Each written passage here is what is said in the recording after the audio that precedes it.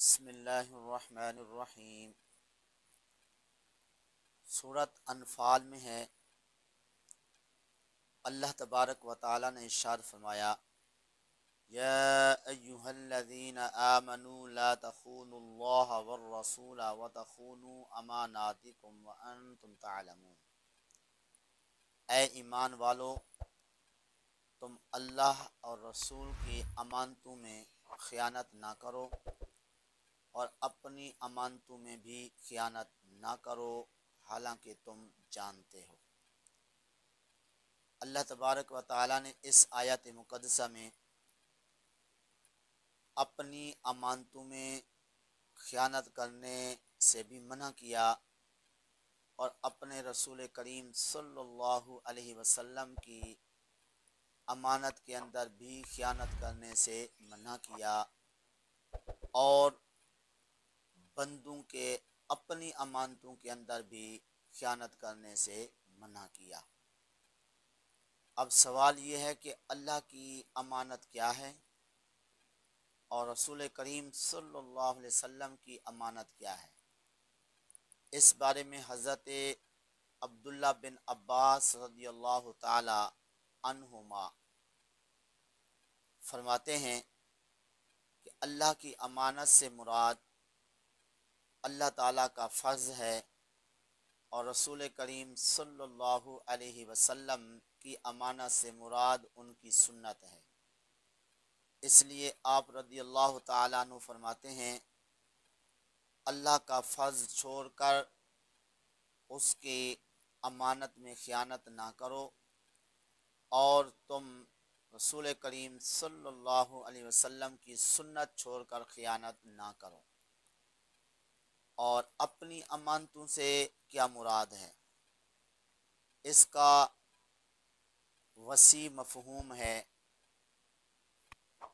تو اس مفہوم کے اندر یا بندے کی جو اپنی امانت ہے، اس سے ایک مراد یہ بھی ہے کہ بندہ جو کام کرتا ہے، جہاں پہ ملازمت کرتا ہے، تو وہ اپنی ذمہ داری کو پورا کرنا اور پورا وقت دینا، یہ بھی امانت ہے۔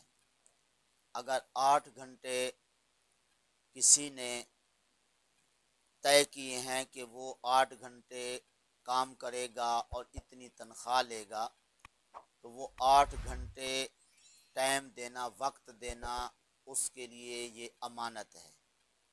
اگر اس کے اندر کوئی گڑبڑ کرے گا، لیٹ جائے گا یا جلدی واپس آ جائے گا، تو اس کے لیے جتنا وہ وقت کم لگائے گا، اتنی تنخواہ جو ہے وہ اس کی نہیں بنے گی۔ اگر وہ تنخواہ بھی لے گا تو اس صورت میں یہ کیا ہوگی؟ امانت میں خیانت ہوگی۔ تو اس لیے ہر مزدور کو، ہر ملازم کو جو وقت اس نے طے کیا ہوا ہے کہیں پہ کام کرنے کا، تو وہ وقت اس کو پورا دینا چاہیے اور اس کے اندر گڑبڑ نہیں کرنی چاہیے۔ بعض اوقات مالک نہیں ہوتا، افسر نہیں ہوتا، تو کہتے ہیں چلو آج نہیں ہے کوئی دیکھنے والا، لیٹ چلے جائیں گے، چلیں جی آج افسر صاحب دکان کے مالک نہیں ہیں، آج جلدی دکان بند کر کے چلے جاتے ہیں، تو یہ کیا ہے؟ امانت میں خیانت ہے۔ اب ذرا دیکھتے ہیں سلف صالحین کی صورتحال کو کہ وہ کس قدر اللہ اور اس کے رسول کے امانتوں کا بھی خیال رکھتے، اور جو اپنی امانت تھی اس کا بھی کتنا خیال رکھتے تھے۔ اس بارے میں ایک واقعہ عرض کرتا ہوں جس سے ہم سب کو سبق لینا چاہیے۔ وہ یہ ہے کہ حضرت عمر فاروق رضی اللہ تعالی عنہ کے دور خلافت میں ایک گورنر صاحب تھے، جن کو گورنری کی سیٹ پر بڑے غور و خوض کے بعد فیض کیا گیا، تو اس کے بعد ان کے بارے میں حضرت عمر فاروق رضی اللہ تعالی عنہ کی بارگاہ میں 3 شکایات کی گئیں۔ جب یہ شکایات موصول ہوئیں، حضرت عمر فاروق رضی اللہ تعالی عنہ نے فرمایا کہ ہم نے بڑے غور و خوض کے بعد ان کو گورنر مقرر کیا ہے، تو یہ 3 شکایات کیسے آ گئیں؟ پھر جلد بازی نہ فرمائی، تحقیق کے لیے گورنر صاحب کو بلایا اور تحقیق کی کہ یہ 3 شکایات جو ہیں واقعی آپ کے اندر پائی جاتی ہیں۔ تو وہ 3 شکایات ان کو سنائیں اور فرمایا کہ تمہارے بارے میں یہ 3 شکایات آئی ہیں۔ ایک تو رات کو کوئی ملنے جائے، ملتے نہیں ہو، اور ہفتے میں ایک چھٹی کرتے ہو، صبح جو ہے وہ آپ دفتر لیٹ جاتے ہو۔ تو اس گورنر صاحب نے جو جوابات دیے وہ ذرا غور سے سننے کے قابل ہیں۔ گورنر صاحب نے عرض کیا کہ بلا یہ 3 شکایات ہیں، ان کے میں جوابات دیتا ہوں، اگر معقول ہوں تو ٹھیک ہے، نہیں تو جو جناب پسند فرمائیں۔ تو حضرت عمر فاروق رضی اللہ تعالیٰ عنہ نے فرمایا ایک شکایت تو یہ ہے کہ آپ ہفتے میں ایک چھٹی کرتے ہیں اور ایک دن دفتر نہیں جاتے۔ تو انہوں نے عرض کیا کہ بلا اس کا جواب یہ ہے کہ میرا سوٹ ایک ہے، اس کے متبادل اور میرے پاس کپڑے نہیں ہیں، تو وہ ایک سوٹ جو ہے وہ ہفتے میں دھونے کی ضرورت پڑتی ہے، تو اس کو دھو کر سکھانے کے لیے میں لٹکا دیتا ہوں، خود ایک طرف بیٹھ جاتا ہوں، کیونکہ میرے پاس اور کپڑے ہیں نہیں جن کو پہن کر میں دفتر جایا کروں۔ تو یہ وجہ ہے میرے ایک دن ہفتے میں دفتر نہ جانے کی۔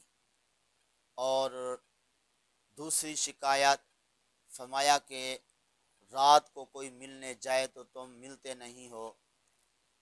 تو عرض کیا کہ اگر اس کی وجہ آپ نہ پوچھیں تو مناسب ہوگا۔ فرمایا نہیں، اس کی وجہ بھی بتانی پڑے گی۔ تو عرض کیا کہ بلا رات کو میرے کسی کو نہ ملنے کی وجہ یہ ہے کہ میں نے دن اور رات کو تقسیم کیا ہوا ہے۔ دن کو میں مخلوق خدا کے جو حقوق ہیں وہ ادا کرتا ہوں، رات کو اللہ کے حضور کھڑے ہو کے عبادت کرتا ہوں۔ تو عبادت کرنے کی وجہ سے رات کو آنے والے سے ملاقات نہیں کر سکتا ہوں۔ تیسری وجہ اور تیسری شکایت جو ہے وہ یہ ہے کہ آپ صبح کو دفتر لیٹ جاتے ہیں۔ عرض کیا ہاں، اس کی بھی ایک وجہ ہے، وہ یہ ہے کہ میں چونکہ نوکر نہیں رکھتا ہوں اور کوئی ناشتہ تیار کرنے والا میرے پاس نہیں ہوتا ہے، تو مجھے ناشتہ خود کو تیار کرنا پڑتا ہے۔ تو ناشتہ تیار کرتے کرتے کھاتے اور اشراق کی نماز پڑھتے جو ہے وہ لیٹ ہو جاتا ہوں۔ حضرت عمر فاروق رضی اللہ تعالی عنہ ان 3 شکایات کے جوابات سن کر رونے لگے، جس سے ہمیں بھی عبرت مل رہی ہے، ہمیں بھی سبق مل رہا ہے کہ ہم اپنی ذمہ داریوں کے اندر کوتاہی نہ کریں، اپنے وقت کا احساس کریں، اپنے وقت کی قدر کریں۔ جس مقصد کے لیے ہمیں وقت دیا گیا اسی مقصد کے اندر اپنے وقت کو جو ہے وہ صرف کریں۔ اور باقی آقا کریم صلی اللہ علیہ وسلم کی سنت جو ہمارے پاس امانت ہے، اس امانت کا آقا کریم صلی اللہ علیہ وسلم کے صحابہ کس طرح لحاظ فرماتے اور اس کا کس طرح خیال کرتے۔ صحابی رسول ہیں حضرت قسامہ رضی اللہ تعالی عنہ، کسی بادشاہ نے ان کو دعوت پیش کی، آپ تشریف لے گئے تو بادشاہ نے آپ کی عزت افزائی کے لیے سونے کی کرسی بچھا دی۔ آپ جاتے ہی اس پہ بیٹھ گئے، توجہ نہ ہوئی کہ یہ سونے کی کرسی ہے۔ جب بعد میں محسوس ہوا کہ یہ تو سونے کی کرسی ہے، اس سے اتر کر آپ نیچے بیٹھ گئے۔ بادشاہ نے کہا یہ آپ نے کیا کیا؟ ہم نے آپ کی عزت افزائی کے لیے یہ کرسی رکھی تھی، آپ اس کو چھوڑ کر نیچے بیٹھ گئے۔ تو آگے جو جواب دیا یہ بڑے توجہ کے ساتھ سننے کے قابل اور اس کو یاد رکھنے کے قابل ہے۔ حضرت قسامہ رضی اللہ تعالیٰ عنہ نے فرمایا، اے بادشاہ، ہماری عزت آقا کریم صلی اللہ علیہ وسلم کی سنت کے چھوڑنے میں نہیں ہے، ہماری عزت آقا کریم صلی اللہ علیہ وسلم کی سنت پر عمل کرنے میں ہے، کیونکہ ہمارے آقا کریم صلی اللہ علیہ وسلم نے سونے کی کرسی پر بیٹھنے سے منع کیا ہے، تو اس لیے کرسی سونے کی جو ہے اس پر نہ بیٹھنے میں ہماری عزت ہے، نہ کہ حضور کی سنت کی خلاف ورزی کرتے ہوئے سونے کی کرسی پر بیٹھنے میں ہے۔ تو اس لیے ان تمام باتوں سے ہمیں سبق لینا چاہیے، عبرت حاصل کرنی چاہیے کہ نہ تو اللہ تعالیٰ کے فرض کو چھوڑیں، نہ آقا کریم صلی اللہ علیہ وسلم کی سنت کو چھوڑیں، نہ اپنی کوئی امانت ہے اور اپنی کوئی ذمہ داری ہے اس کو غفلت کی نظر کریں۔ دعا ہے اللہ تعالیٰ کی پاک بارگاہ میں جو کچھ کہا صحیح عمل کی توفیق عطا فرمائے۔